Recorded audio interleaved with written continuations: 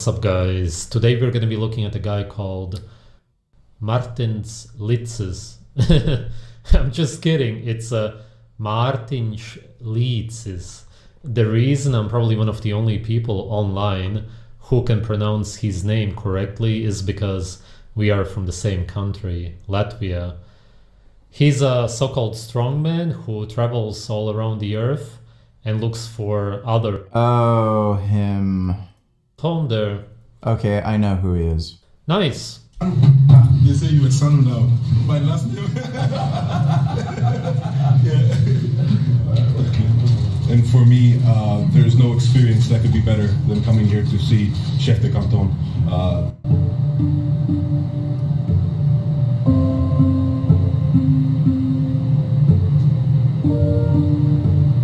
We just met a king. Yep, King of Bobo, Chef de Canton. I said it correctly? Yeah. I was so nervous. I was repeating in my head. Really? Chef de Canton. Yeah, yeah. I did not want to mess up. They told me that I am now Bibi's brother. The craziest part is that he's 34 years old. He's younger than me. I thought that he's in his... Okay, yeah, Gautis is a year or two older than me, I think. That's nuts. This guy is the same age as me. He looks so much older. Mid-40s, at least. He experiences a lot of stress, as you will probably see in the video. I am Sanu. Officially a Sanu. You know, there's something incredible about these drums. At first, when I walked in, I was so nervous, I could hardly think. But these drums, after some time, I felt like I was hypnotized. Yeah, like same feeling too. Eventually, all my body relaxed, and I felt like all I could hear were the drums. It's very spiritual. Yeah, and I really felt something. And then I felt completely at peace, and I felt so much love for the room I was in, for the people I was with, and just to be, of course, in front of the king. What an experience.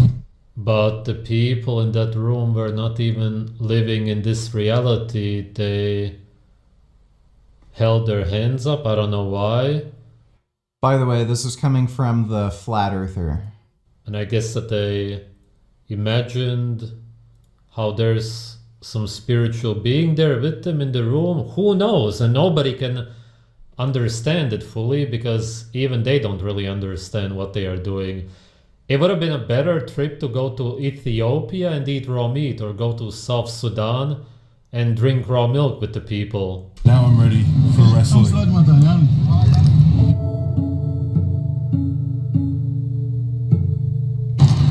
Just finished up my nap, reset my adrenals. Yeah, he naps during the day because he has no energy, obviously, because he's stressed non-stop. Do some wrestling. I feel like there's a fire burning inside me. I'm glad we're doing this. That's what it looks like on the outside also. In the afternoon, a little bit later, because when we saw the king today, it was like 45 degrees Celsius. It was hot. For those of you that don't know, that's like 116 degrees Fahrenheit. Whoa, it was scorching. As we arrived... Fahrenheit doesn't matter. Nobody uses that on this earth except one population, I guess. Does anybody else use it? It's irrelevant. At the location, immediately the soul could be felt. Nothing but mango trees and a ring on the dirt. No fancy gymnasium, just true, pure wrestling under the scorching sun. Reminds me of this when we did mud wrestling in Pakistan. A sand pit on the side. We're here. Time to wrestle. Probably said it's time to wrestle over and over again.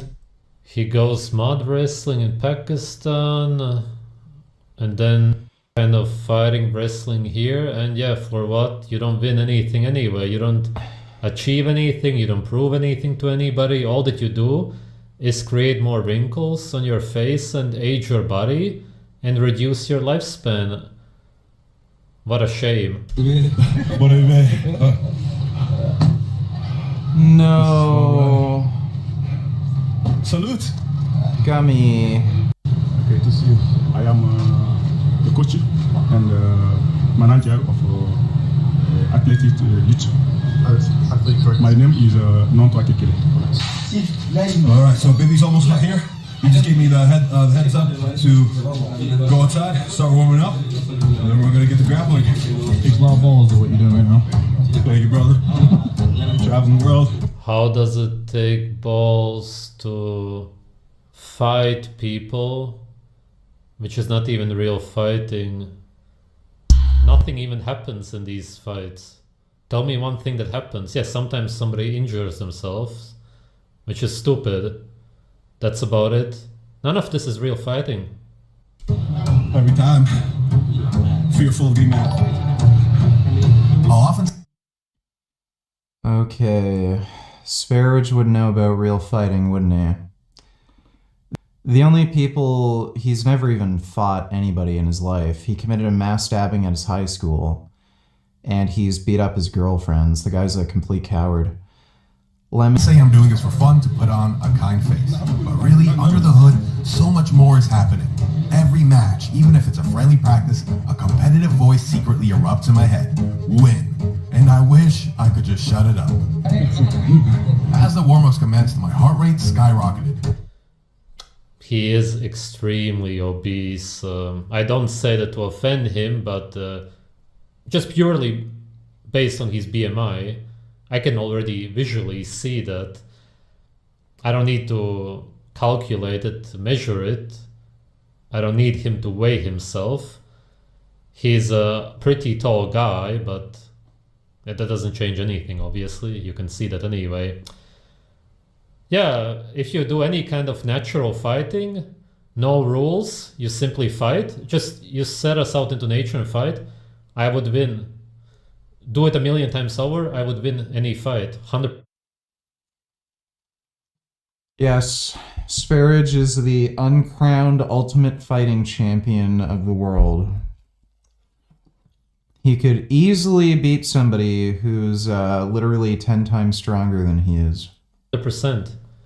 He would have no chance whatsoever. And all we were doing was lightly jogging, occasionally leapfrogging, and intermittently... Yeah, but that's also the only thing you can really do, right?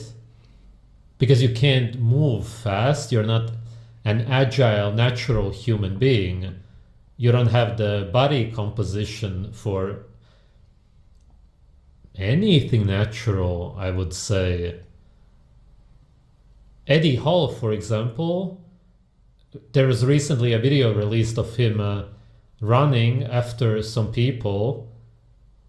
I would say that even a 3-4-year-old child is quicker than Eddie Hall. And that's how slow these people are. That's why in a natural fight, they just can't do anything. Doing wrestling agility. Sparridge does not train. He does not exercise. He has absolutely no experience whatsoever in any martial arts. And he thinks he could easily beat somebody who actually works out and trains and is like twice his size and is on steroids.